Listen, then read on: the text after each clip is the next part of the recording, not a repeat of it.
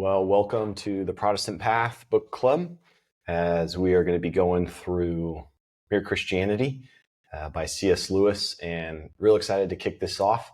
And I'll give a little bit of an introduction, lay out the format, a little bit of an index of the different topics that we'll discuss, and a couple thoughts on them.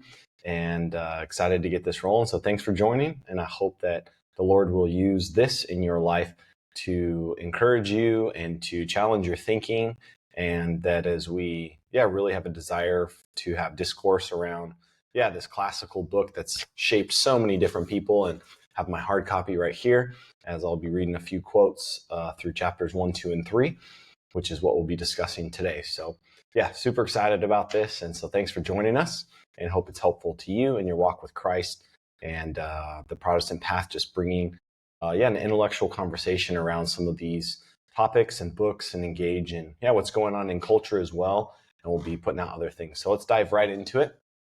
So we're going to be going through the first 3 chapters in book 1. And so the title for book 1 is Right and Wrong as a Clue to the Meaning of the Universe. So a bit philosophical, and he kind of leaves the first breadcrumb for us to look at what is the meaning of the universe, and this idea of right and wrong. Are those objective realities? Are those absolute truths that truly do exist? Or are they kind of manufactured ideas within culture? Or do they transcend culture? Are they outside of culture? Or are they something that we just kind of have created? And so he really says the right and wrong is a clue to the meaning of the universe. Big statement, and we'll look at kind of how he develops that thought through these first few chapters. Chapter 1, he begins talking about the law of human nature, or the law of nature. So if you've read chapter 1, you'll look at how he kind of distinguishes that it used to just kind of be called the law of nature, but then as gravity and science and all of those things have kind of taken over, co-opted that term, he says maybe a more helpful term is actually the law of human nature, the law that guides and guards and delivers what is the law of the human nature. What is that? What is the thing that informs how human nature operates? What is good? What is wrong? What is right? What is righteous? What is evil? Then he goes into chapter 2 and kind of says, hey, here's going to be some of the objections that he hears, and how he engages with those. And so I would love that he says, these are going to be the objections. These are the objections. And then he dives into that. So we'll look at a couple examples and quotes from chapter 2, some of the objections. And in our day and age, there's the similar objections. And so this wasn't written quite 100 years ago, but even in the last 80 years or so, many of the common objections still stand, but there's some really good answers that C.S. Lewis delivers for us to wrestle with. Chapter 3 is the reality of the law. How does it actually play out? How is it different than certain things that we may see as some of the objections of instincts? And then he gives a great analogy that we'll kind of dive into of a piano.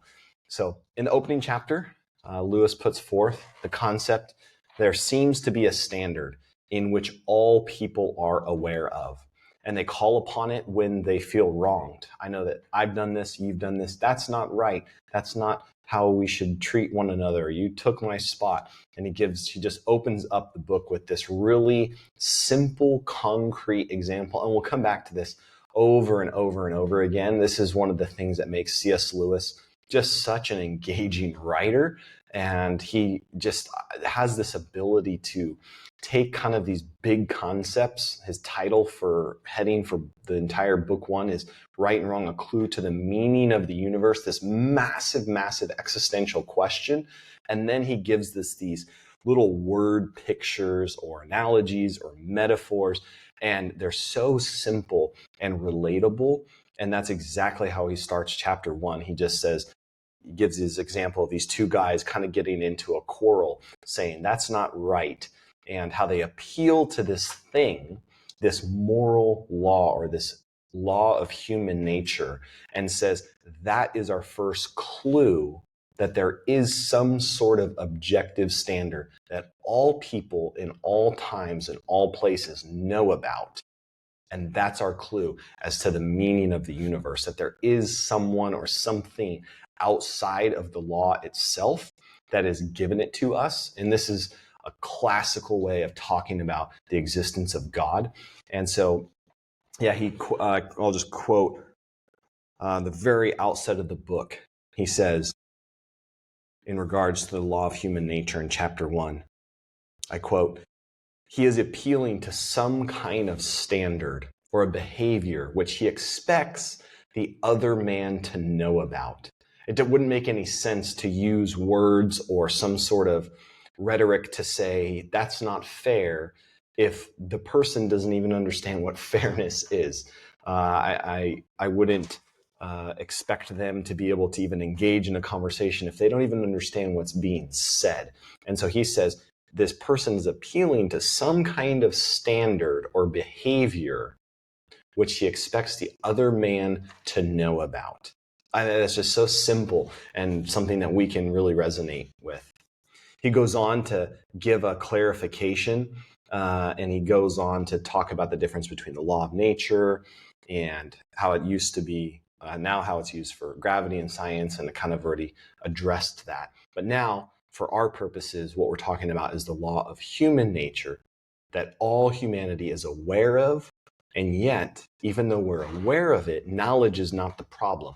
Our possession of understanding and knowledge and even appealing to this law is not the issue. The issue is that we're all aware of it. And then he goes on to unpack how we're unable to keep it. And there is our first hint at what he's going to talk about and how he's going to bring in kind of the fallenness of man later in the book and the brokenness and sin, and we're unable to keep this law even though we are aware of it.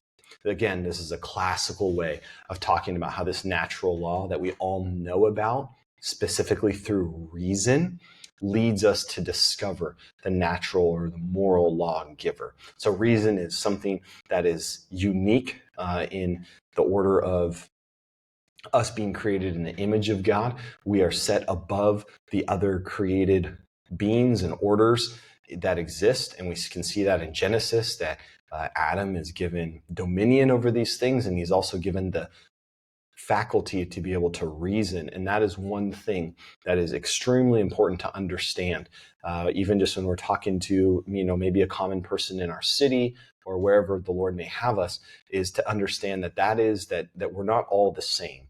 We're not all on the same level with the faculties that have been given to us. And reason is the one that really sets us apart and makes this human nature, the law of human nature, we have the ability to even wrestle with the idea in a way that animals and other created things don't have that ability. Dogs aren't wrestling around and discussing if that was right or wrong. They're purely acting on instinct. And then because we have reason, we have the ability to exercise the ideas of human nature and wrestle through morality. So we're very different, and because we have reason, we're able to employ these ideas and wrestle through whether human nature, what is good, what is not, and yet we're unable to keep it. So this is, again, a classical way of talking about the existence of God and our relationship to him, under him. Just a few notable titans of faith. I just did like a quick cursory study on who are some of the just titans of faith that have gone before us, that have used this line of logic. Saint Augustine, Saint Thomas Aquinas, and then much earlier than them, Justin Martyr, Tertullian, Clement of Alexandria, and the list would go on. And many, many, many people have used this line of reasoning that the fact that there is the law of human nature reveals that there is a moral law giver. And so that's something that we can really see in chapter 1 as he opens up the pages and puts these thoughts down. Many others have spoke about that there must be a God because we do in fact have a moral law, and it informs our human nature. The conclusion of chapter 1, I love this. This is what he leaves us with. I'll flip to the last page of chapter 1, the law of human nature, and this is how he concludes. These then are 2 points I wanted to make. First, that human beings all over the earth have this curious idea that they ought to behave in a certain way and cannot really get rid of it. Secondly, that they do not, in fact, behave in that way. They know the law of nature, they break it. These two facts are the foundation of all clear thinking about ourselves and the universe we live in. So that's how he wraps up chapter 1. Really, really good stuff. Then he goes into chapter 2, some of the objections that he faces, that he anticipates, and this helps us see the distinction between the instincts or impulses and moral law. So he's saying some people are going to come and say, look, this moral law, the oughts and ought nots, the should and should nots, they're nothing more than just instincts that we all have. And so there isn't this like thing above us. It's something internal to our own being that we just it's an instinct. It's nothing more than that. I have an instinct, so I act upon it. And this is really what he puts into the crosshairs in chapter 2 as a objection that does not actually do any damage to this worldview. And he gives a few examples, and he makes a strong distinction between the moral law and instincts. They're not the same thing. They shouldn't be conflated or made one, but we have to distinguish them and separate them to actually understand what the moral law is and what instincts are, where maybe, they have some interplay or overlap, but how they are truly two different things, entities. In the classic C.S. Lewis form, he gives us a concrete example that perfectly explains the otherwise abstract concept of how should we think about these things, where do they need to be nuanced, where do they need to be completely separated. And he gives us, again, I just love this about C.S. Lewis. This is a bit of an abstract concept, and it could be very easily dismissed. I think at this point in the book, maybe some people are already kind of becoming tired, like, oh, this is such an intellectual endeavor. And then he gives us this really great word picture, this example, and he tells us to imagine a piano. We all know what a piano is. So immediately we've kind of gone into from abstract land to now something very concrete that we can conceptualize, that we're all familiar with. And he says the keys on the piano are the instincts or impulses. They are neither right nor wrong. Granted that you have a piano that's in tune. So if they're all in tune, there isn't a key that's a bad key and a good key, or a righteous key and an evil key. He says they're all just keys. Those are our instincts. They're neither right nor wrong. Now, the moral law is the tune. It's the sheet music in which the keys should be arranged to make something that is enjoyable to listen to. This is what he says, I'll quote, "The moral law is not any one instinct or set of instincts. It is something which makes a kind of tune, the tune we call goodness or right conduct, by directing the instincts." So you have the way in which these keys should be composed or compiled or played in conjunction with one another, and yet the instincts are not the arrangement or the music itself, the tune in which we are trying to create. And so instincts and moral law, the way in which we should act, are separate. And so I love that analogy. I think it's really clear. I think it's really helpful too when people say, well, it's just an instinct. We all have the same instincts. And, there's nothing more than that. We shouldn't dig any deeper here. And he says, no, the moral law is what informs what keys to play. Later on, I think he'll draw back on this analogy and talk about how there's certain keys that are to be played at a right time. And so there's an instinct that we should employ, an instinct that we should bolster up or encourage to grow. And then there's times where instincts should be suppressed. And so not that it's inherently a good instinct or bad instinct, but when trying to, how can you say this? Trying to play music that's enjoyable to listen to, you have to be able to compose them in the right order and the right intensity. And so that is something he'll kind of draw back on later. But again, the instincts are the keys on the board, and the moral law is the tune in which we are trying to play.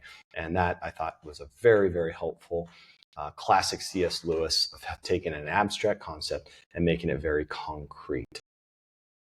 Then he gets into the reality of the law. This is chapter 3, and this is where we will wrap up.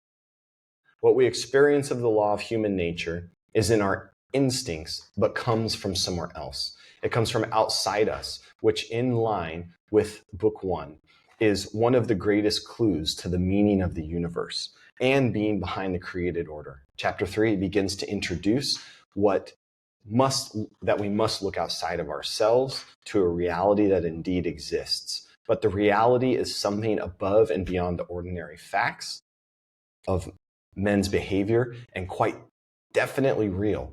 It's a real law, which none of us made and which we find pressing in on us. Is kind of how he's going to close this chapter. And chapter 3 just kind of puts into play the reality of the moral law, how it is pressing in on us, that it isn't an instinct from internal, but it's something that is from the outside put into us, and that it is different than the instincts that we wrestled with in chapter 2.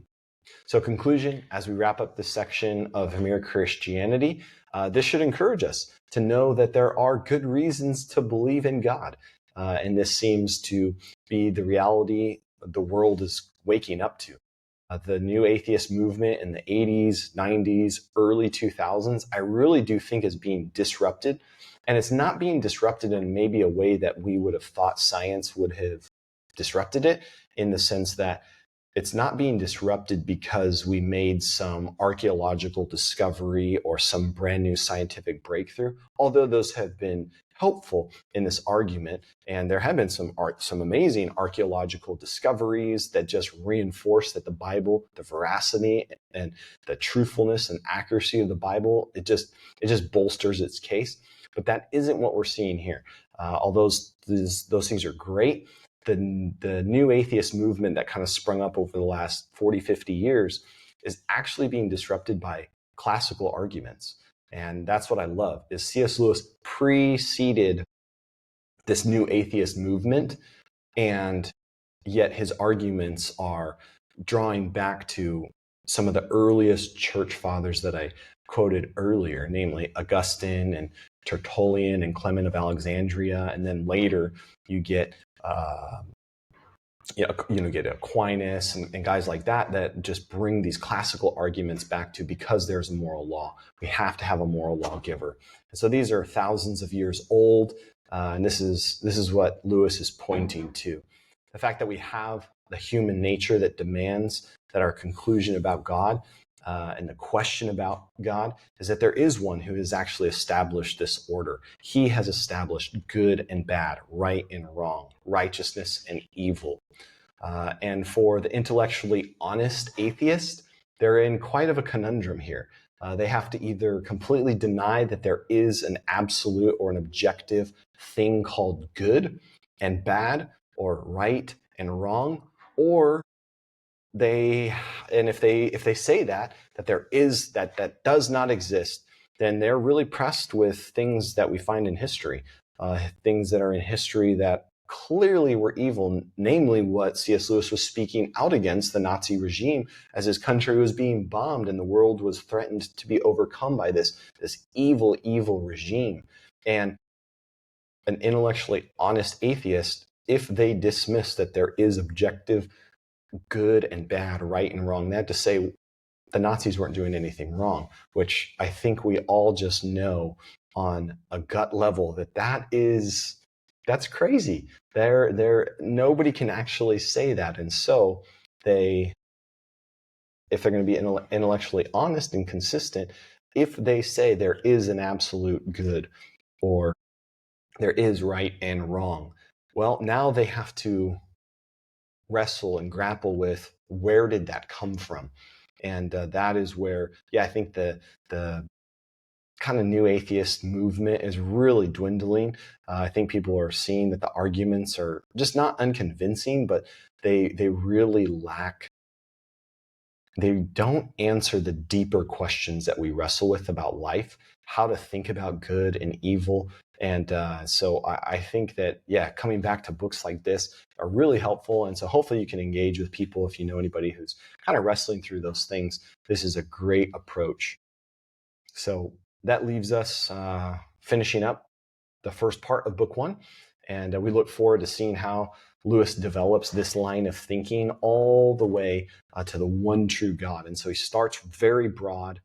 Is there good and evil? A clue to the meaning of the universe. And then he just kind of chips away to coming to the focal point of the Christian faith and what, this channel is all about, and what we're really trying to promote is the solid biblical reasons and classical convictional beliefs of Protestants of that, yes, we can know this moral lawgiver, namely as the one true God, the Lord Jesus Christ himself. And so that is our hope, and we'll see how C.S. Lewis takes us there with great clarity, wrestling with big topics, but then putting it into simple, concrete examples that have just been a blessing to the church, to Christians of all stripes for many, many, many years. So very thankful. So may the Lord bless you and keep you. Amen.